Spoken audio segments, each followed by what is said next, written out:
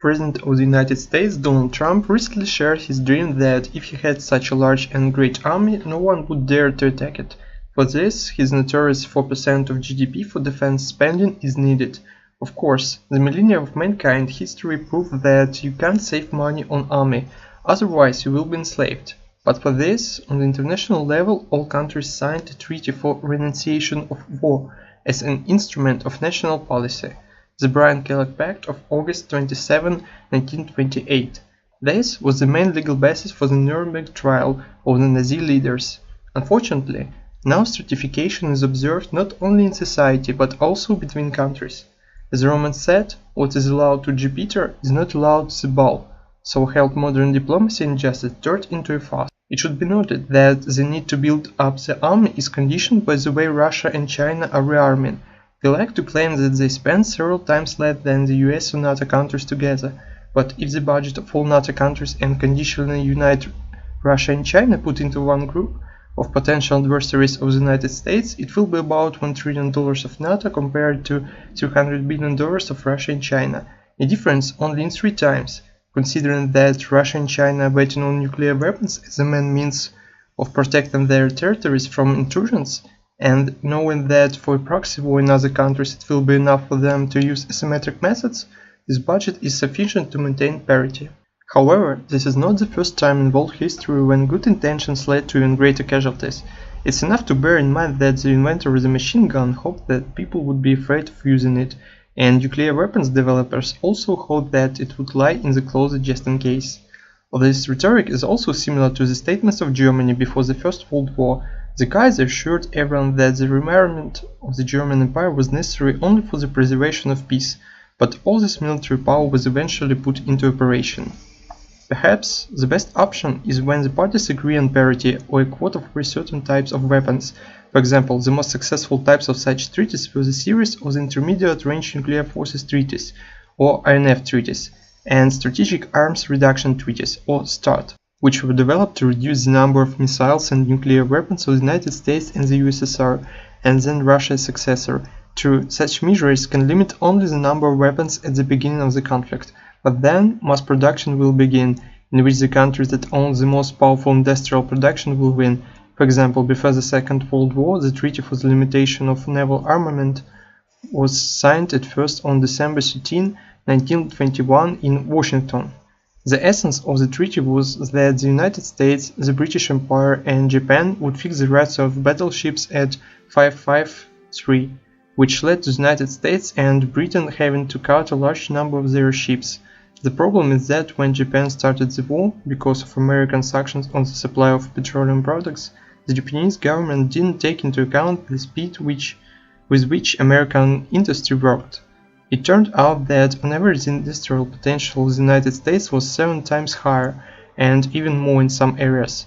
Therefore, also before the war, Japan was not too inferior to the United States in the amount of produced weapons. The second year of the war was so productive in the US that Japan didn't have even a single chance. Also, during the summit, statements were made that NATO was open to new members. In the short term, these are Macedonia and other NATO aspirant countries, such as Ukraine, Georgia, and Bosnia and Herzegovina. The Balkanians have already settled the main issues of membership, only technical and administrative details remain, while in Ukraine and Georgia there are uncontrolled territories, because of which they can't become members of the alliance. Naivety at the level of government leads to disaster, but the words about Trump's Holy Grail can hide a banal calculation to impose his will on the world.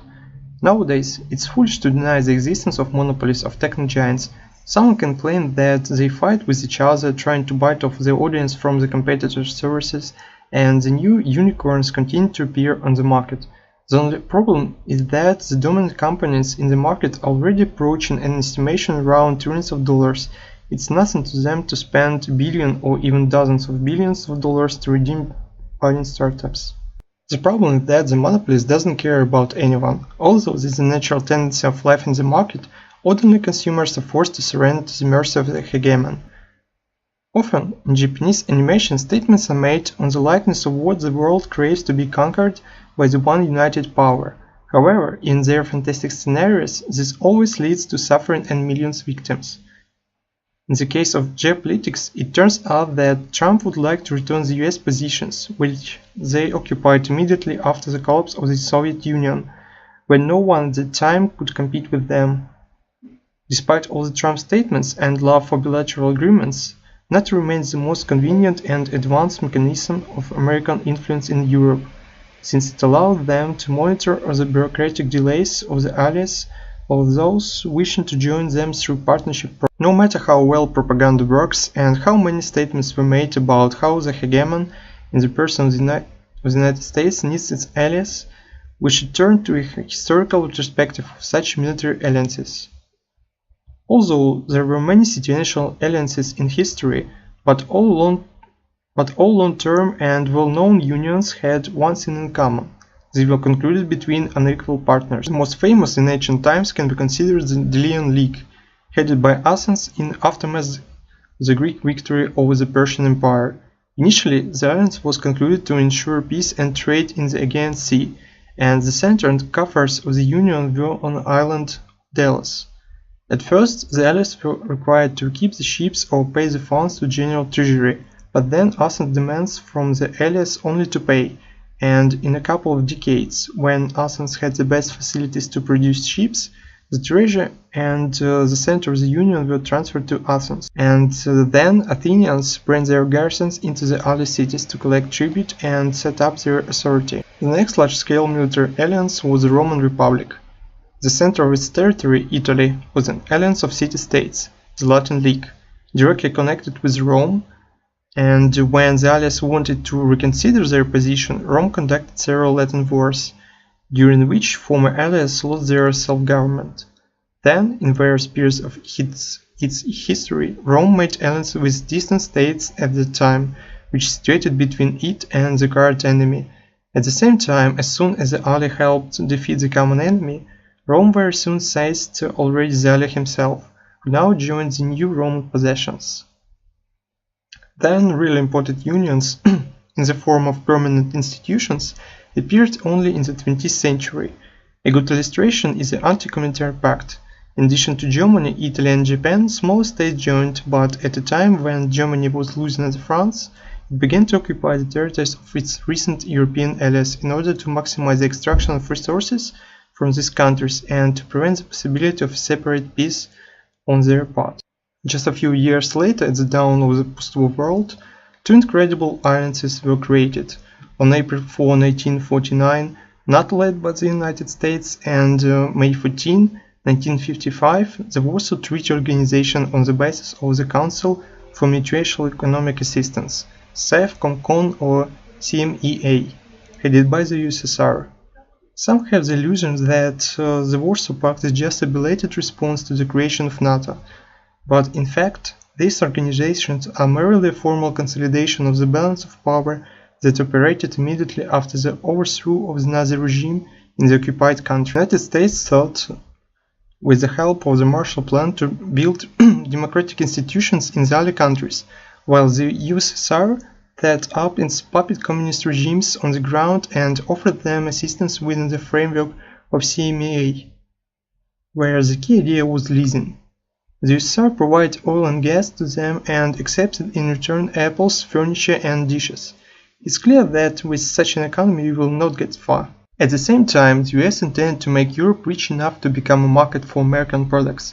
First, the US gave loans for the purchase of wood and fuel, then for machines and other industrial equipment for the restoration of production, and in the end, assistance was allocated for the creation of modern armed forces. None of this cancels the fact that, by and large, all these countries have to varying degrees become colonies of the US and the USSR.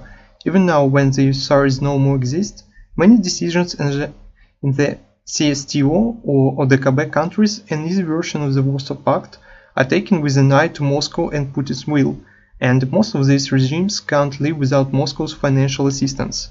A similar situation in the EU, where politicians are forced to go with the conditions that the American administration is setting.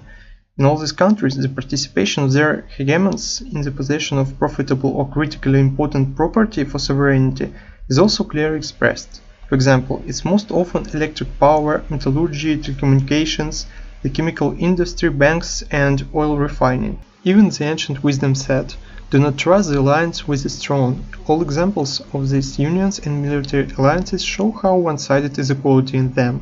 An example of military blocs and alliances from fantasy and science fiction can be called the alliance from the Warcraft game series, created originally on equal terms between dwarves, elves and 7 human kingdoms, but ultimately one of the human kingdoms, Lordaeron, monopolized power within the alliance, and all decisions were taken solely by its king. Another option for the development of NATO and the UN is a Global Defense Initiative, or GDI, from the Command and Conquer game series. The Union, created on the basis of the United States and its allies, was supposed to withstand the threat posed by a quasi-state formation based on the Energy Corporation, the Brotherhood of Nod, which, having obtained a monopoly over the alien crystal Tiberium, tried to conquer the world thanks to control of the Third World countries. GDI won each part of the series. It reunited the Golden Billion, created ecological clean zones on its territory, but Third World inhabitants were left to their fate. Mutations, polluted deadly rains, lack of basic hygiene, and endless disassembly of gangs led to the fact that the Brotherhood rose again from the ashes in these regions. The last chronological part of this series begins with the fact that the supreme leader of the Brotherhood managed to reach an agreement with the GDI leaders, and in fact secretly lead the whole world and then fulfill its long-standing plan. Eventually, it cannot be denied that the world needs a military machine. Small ones can't protect themselves without the help of large countries, and they, in return, will not give up their opportunity to receive preferences from the state of things. Also, we shouldn't forget that the world somehow is moving towards unity during all its history. But here arises the question of who and on what grounds will unite it, because in the end all countries can't be in a win position. Unfortunately, economic laws will always divide countries and people into rich and poor.